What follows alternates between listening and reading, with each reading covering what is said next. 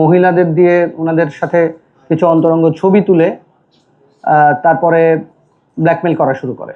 গত 11/1/2026 ভিকটিম যিনি ওনারা ভিকটিম দুইজন ওনারা চিটাং থেকে রওনা করে এসে গ্রিন লাইন বাসে রাজারবাগে নামার পরে ওনাদের যাওয়ার কথা ছিল বনশ্রীর দিকে। একটা সিএনজিতে ওঠেন। সিএনজিতে ওঠার পরে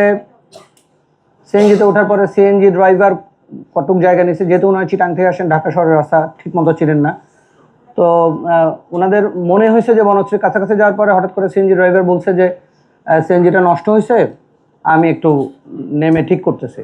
তখনই দুই পাশ থেকে দুইজন এসে চেপে ধরে ওনাদেরকে চোখ টোক বেঁধে নিয়ে যায় একটা জায়গায়, নিয়ে ওইখানে মহিলাদের দিয়ে ওনাদের সাথে কিছু অন্তরঙ্গ ছবি তুলে তারপরে ব্ল্যাকমেল করা শুরু করে। যুক্তরাষ্ট্রের 1 নম্বর জিম চেইন গোল্ড জিম এখন আবারও বাংলাদেশে। বসুন্ধরা আবাসিক এলাকা ও বসুন্ধরা সিটি শপিং মলে credit card, debit card use করে টাকা নেওয়া শুরু করে। বিভিন্নভাবে বুথ থেকে টাকা তুলছে, বিকাশে টাকা দিয়েছে। টোটাল 5,31,000 টাকা নিয়েছে। এবং ইন্টারেস্টিং হলো তারা দুজনই সাংবাদিক। যে দুজন ভিকটিম তারা দুজনই চিটাংয়ের সাংবাদিক। তো ওনাদেরকে যখন ছেড়ে দেয়, এই পুরা সারা রাতই ছিলেন ওনারা, তো যখন ছেড়ে দেয় ওনাদের চোখ মানে একটা জায়গায় ছেড়ে দেওয়ার পরে ওনাদের চোখে আসে যে ড্যামরা লেখা, মানে ওনাদের মনে হয় যে এটা ড্যামরা এলাকা হতে পারে। তো ওনারা আমাদের কাছে আসেন, আমরা ওইখান থেকে খোঁজা শুরু করি। ওরা মানে আসামিরা ওনাদেরকে রিক্সায় তুলে দিয়ে বলছে যে মাতোয়াইল চলে যাও। তো ওনাদের ওইটুক মাথায় আসে এবং লেখা ছিল ড্যামরা। তো ওনারা যখন আমাদের কাছে আসেন তখন আমরা প্রথমে পিও খোঁজার চেষ্টা করি যে ওনারা ঠিক কোন জায়গাটায় ছিলেন। আর আমাদের একটু কনফিউশন ছিল, ওইখানে ড্যামরা এবং যাত্রাবাড়ির দুইটা থানারই বর্ডারিং, যে কারণে আসলে মামলা নেওয়ার ক্ষেত্রে পিও তো একটা ইম্পর্টেন্ট জিনিস। তো আমরা শেষে আইডেন্টিফাই করতে পারি যে এটা যাত্রাবাড়ি এলাকায়। তারপরে আমরা আমাদের মতো করে তদন্ত শুরু করি।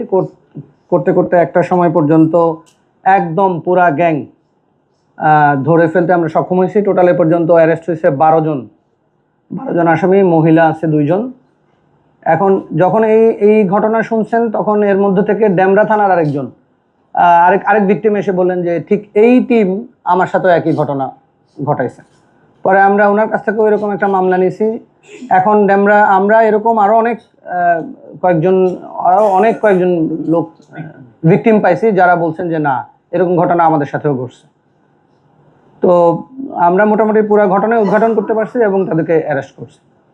এইটা হলো 2 মামলা মিলে আমাদের টোটাল অ্যারেস্ট হচ্ছে 12 জন। এখন আমরা তাদের এই যে লেনদেনের পুরো বিষয়টা, তারা অনেক দিন ধরে এই টাইপের কাজ করে যাচ্ছে। আপনারা হয়তো জানেন যে হানি ট্র্যাপের ঘটনা ঢাকা শহরে বেশ কিছু ঘটছে এবং ওই এলাকায় ঘটছে। আমরা আশা করি যে এখন আপাতত এটা হয়তো কমে আসবে। পুরা গ্যাং একদম রিং লিডার সহ পুরাটাই ধরা হয়েছে এবং তাদের বিরুদ্ধে আগেও 2-1টা মামলা আছে, ছোটোখাটো মামলা আছে। আর আমরা যেটা করতে চাচ্ছি যে তারা যাতে যে টাকাগুলো নিয়েছেন সেটাও তো এক ধরনের মানি লন্ডারিং অপরাধ হয়েছে। ক্রাইম করে এই টাকাগুলো তারা ব্যবহার করার চেষ্টা করছে। আমরা তাদেরকে ওইভাবেও আটকানোর চেষ্টা করতেছি। এই প্রাথমিকভাবে আমার বক্তব্য। ধন্যবাদ।